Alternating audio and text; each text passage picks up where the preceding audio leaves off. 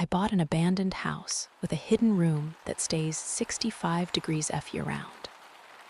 When I finally broke the lock, I found a calendar with today's date circled in my own handwriting.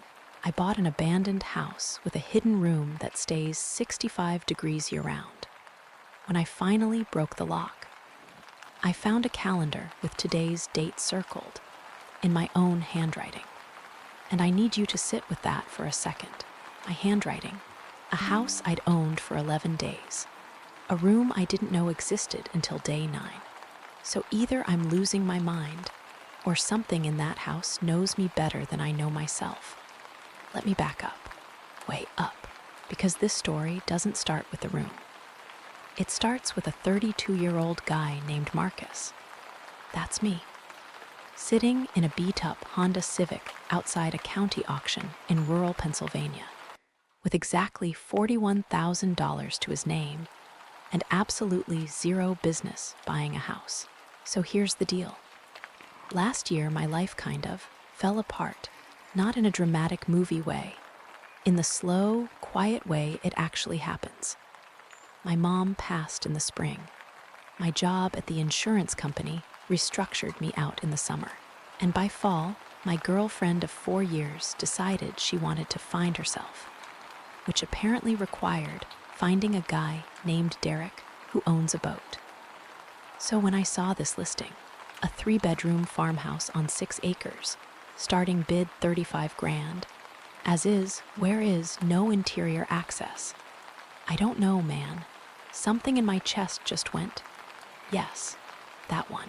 Now, quick commentary break, because I know what you're thinking. Marcus, you absolute donkey, nobody buys a house sight unseen. And you're right, you're 100% right. But grief makes you do weird stuff. Grief makes you bid $38,500 on a house you've only seen from the road because some part of your brain whispers, maybe if everything is new, nothing will hurt anymore. Spoiler, that's not how it works.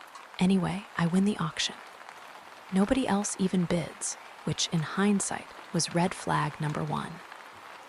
The auctioneer, this sweet older lady named Barb, hands me the envelope with the keys and goes, real quiet.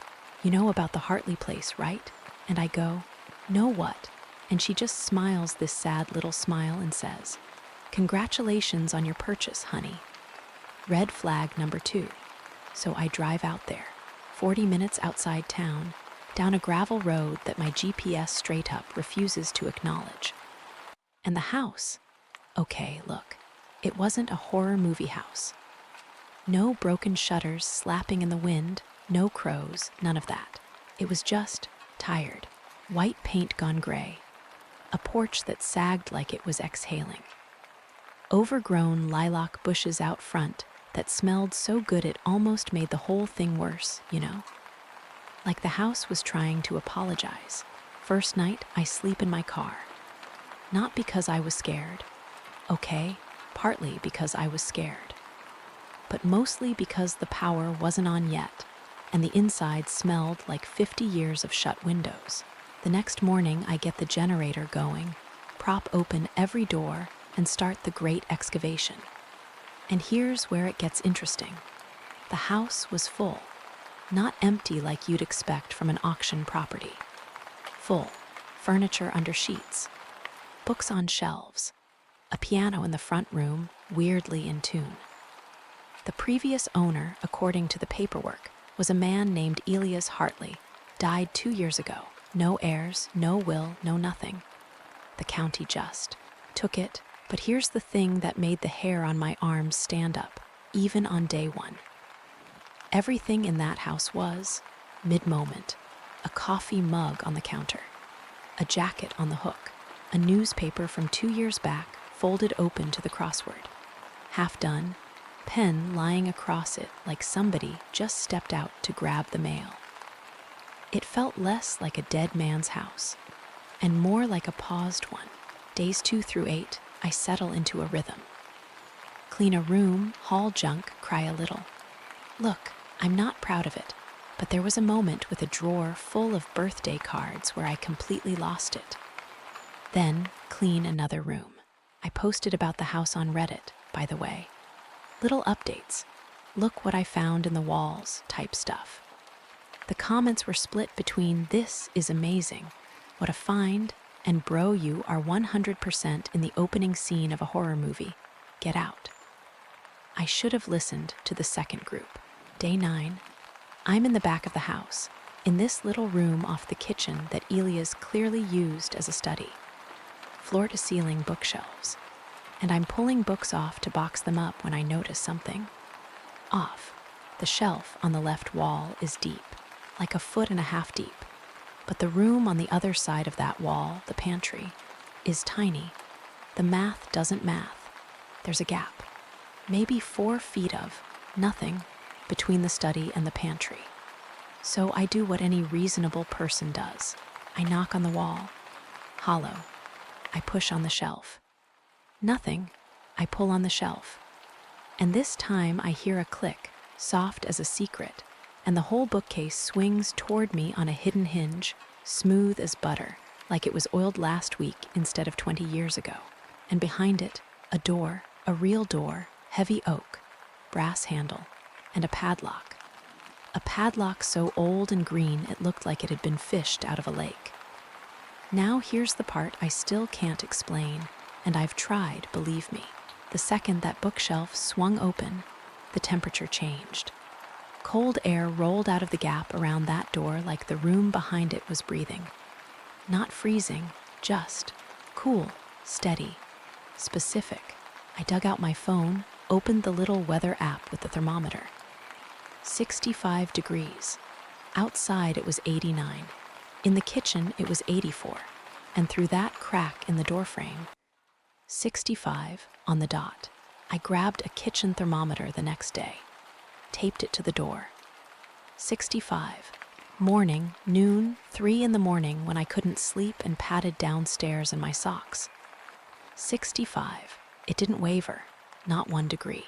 A sealed, unpowered room in an uninsulated farmhouse in the middle of a July heat wave, holding 65 degrees like a promise.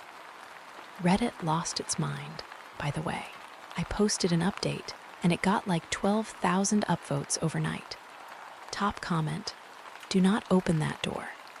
Second comment, "Open that door immediately, we need to know."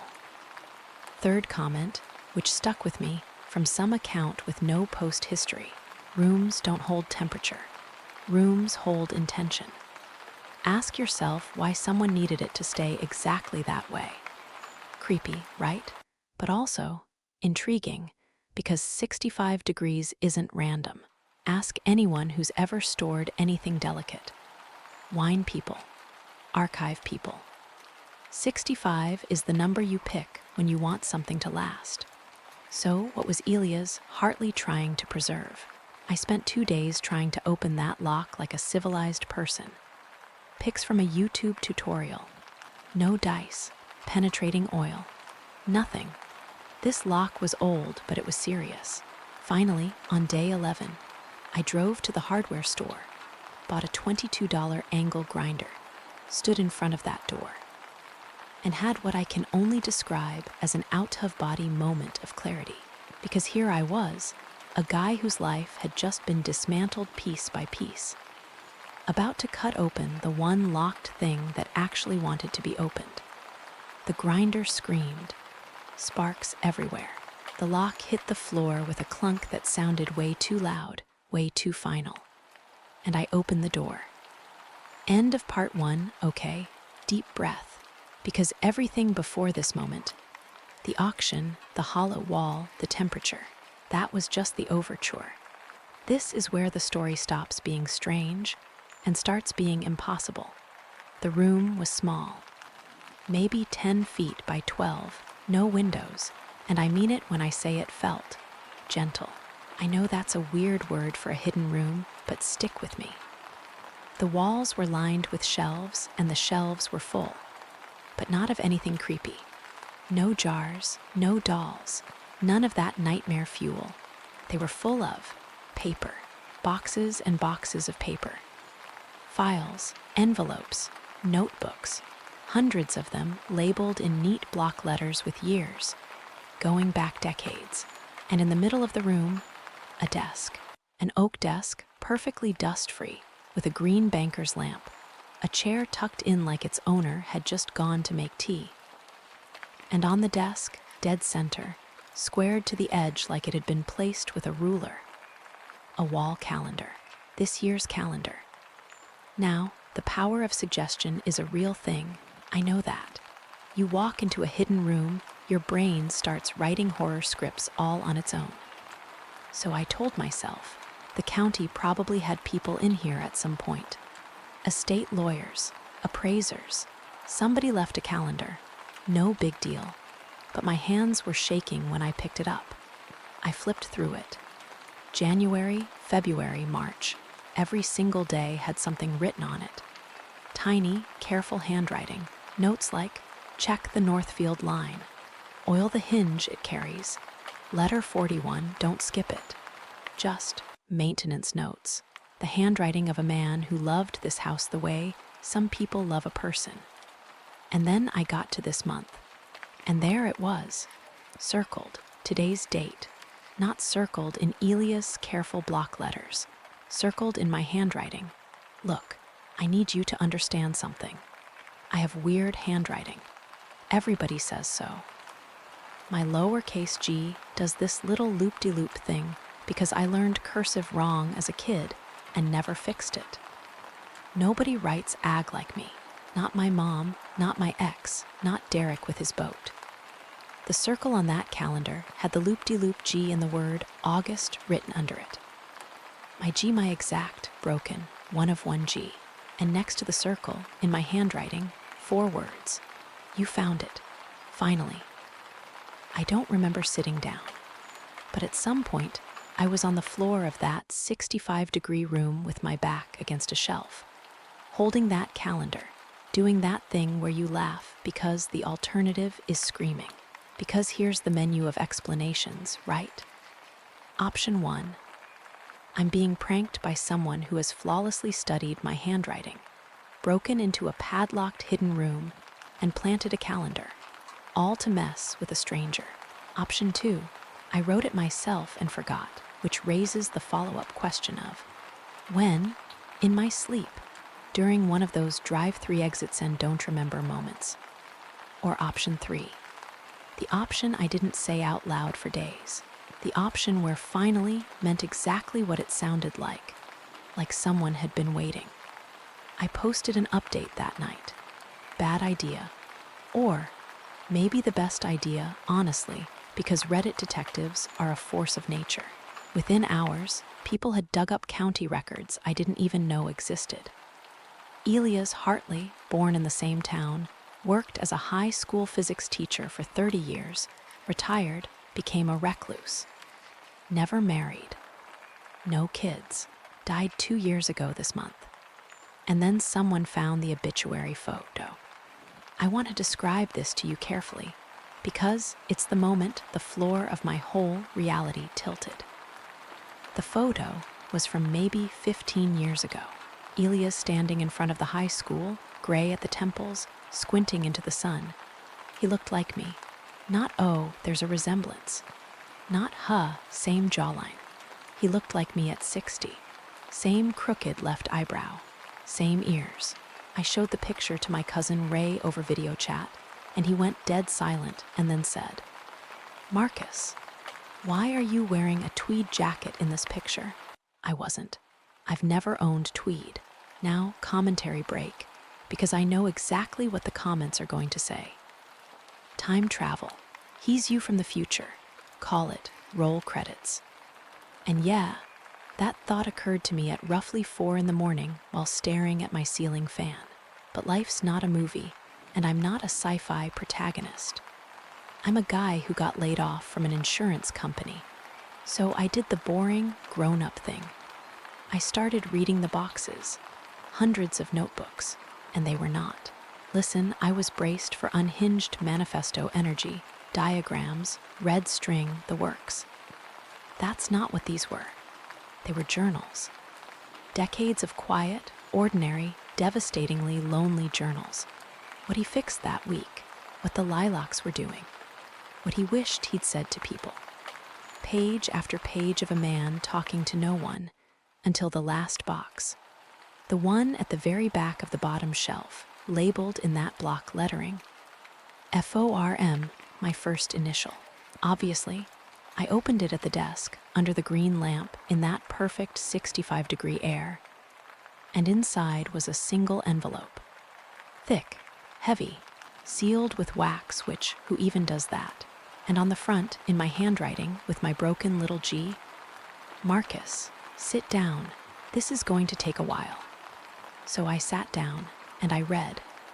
End of part 2. The letter was 6 pages long. I've read it maybe 400 times since that night. I can recite parts of it the way you recite song lyrics. And I'm going to tell you what it said. But I'm going to tell it to you the way it happened to me, because the information without the feeling is just trivia. Page 1 started like this. And remember, this is a dead man's desk, a dead man's lamp, a sealed envelope with my name on it, and handwriting on the front that is my handwriting. And the first line said, Dear Marcus, my name was Elias Hartley. I was your grandfather. And if you're reading this, then the thing I believed my whole life, the thing they probably would have called me crazy for, is true. I had to stop reading, put the page down, walk a lap around that little room, because my mom never talked about her father, ever, not once. Growing up, if I asked, she'd get this faraway look and say, he wasn't part of our story, baby. And because kids learn which doors not to knock on, I stopped asking. Elias' letter explained it. He and my grandmother split when my mom was 7. Nasty split.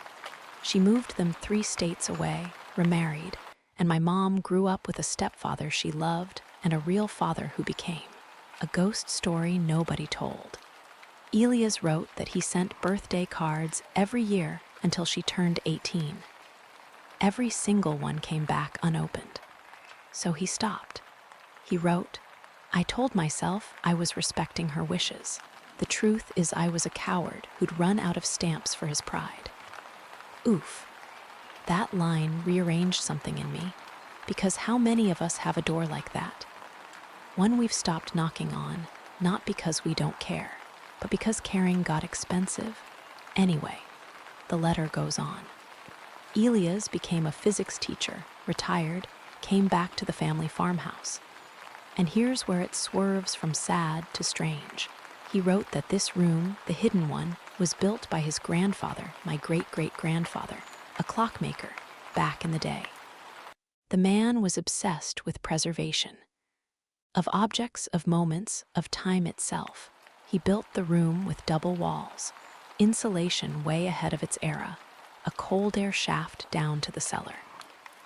The 65 degrees isn't a ghost. It's engineering. A man 100 years dead, still keeping his promise. But Elias believed it was more than that. He wrote that over 50 years of living in this house, he became convinced the room didn't just preserve paper.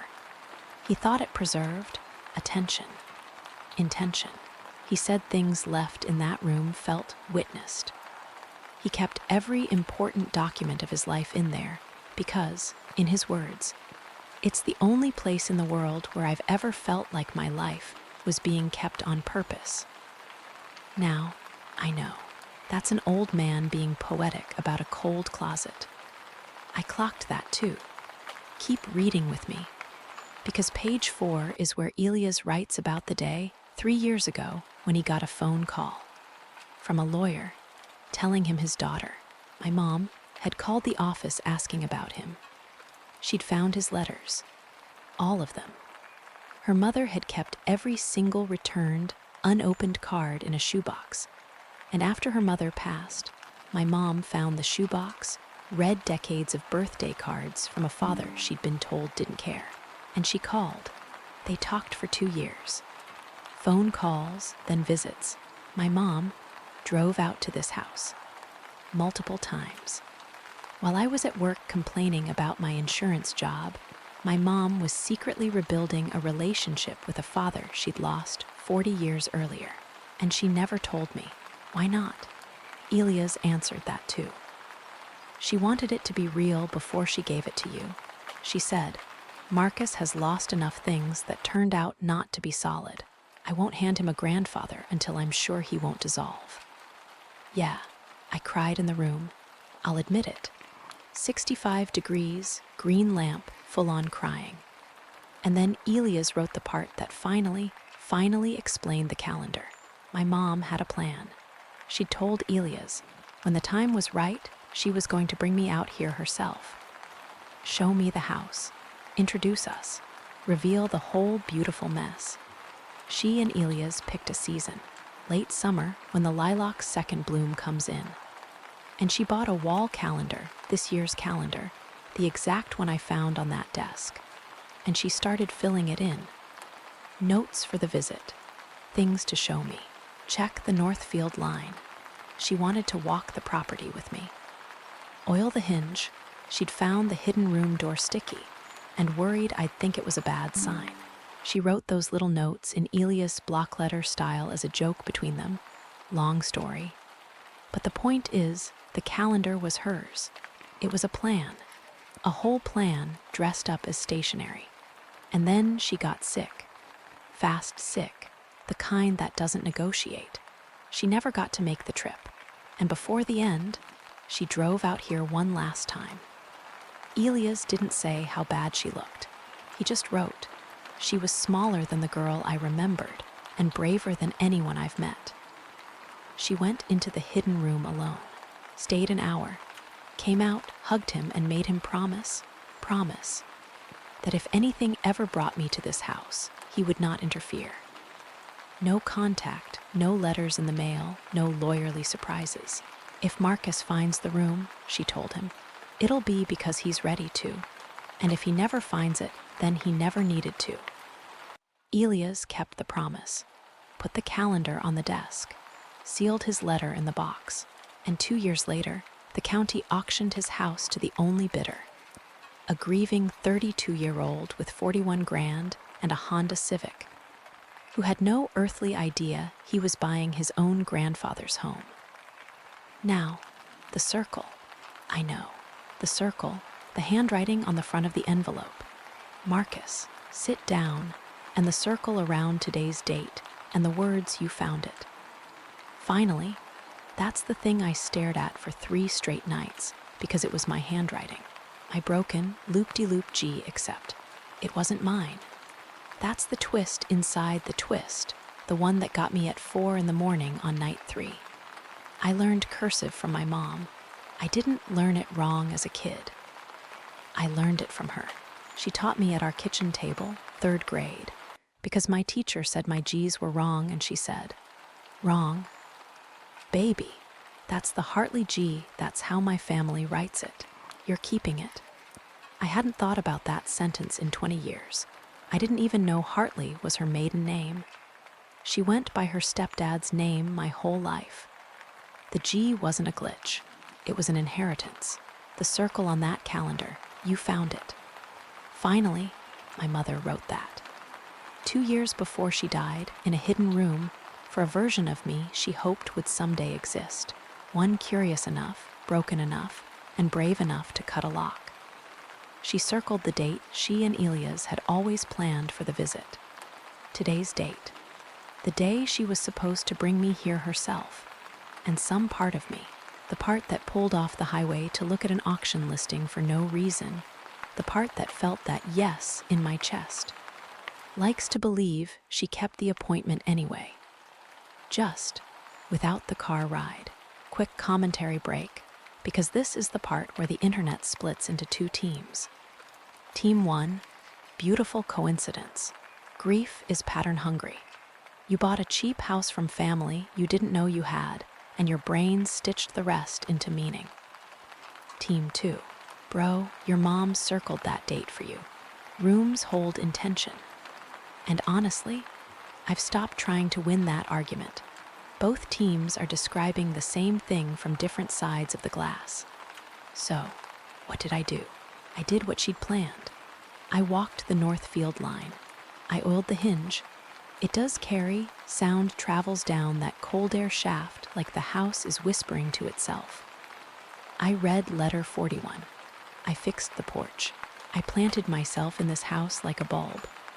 And last spring, the lilacs did their second bloom, and I sat on the steps and just let myself be kept, on purpose. I'm fixing the place up slowly. The hidden room is still exactly 65 degrees all year, and now it's where I keep my own important things, including one new notebook, started this year, where I write down what I fixed, what the lilacs are doing, and what I wish I'd said to people. Some habits deserve to be handed down. Some need to be retired. I write letters now, too, to people I've stopped knocking for. Unsent so far, but stamped. Metaphorically speaking, I'm buying the stamps. So here's the moral of the story, and then I'll let you go. 1. The locked room is never just a locked room.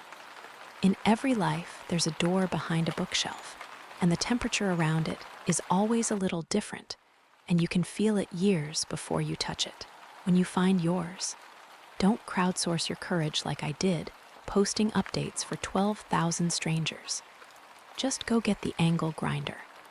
Whatever's in there, it's already yours. The finding is the hard part, and you've survived that. 2, and this is the big one. You are carrying handwriting you didn't invent. The way you love, the way you flinch, the way your G loops when you're not paying attention. Somebody taught you that, or failed to, and either way it got written into you. You can't always pick your inheritance, but you absolutely get to pick what you preserve. Elia's preserved regret for 50 years. My mom preserved a plan. Me, I'm preserving the room, the lilacs, and a promise to knock on a few doors I've been avoiding, while the people behind them can still answer. And 3, if someone from your past ever circles a date for you, show up, even late, especially late. She waited 2 years in a sealed room at 65 degrees for me to get there. The least any of us can do for the people who love us is finally arrive. Sleep well, everybody, and check your walls for hollow spots. At the end,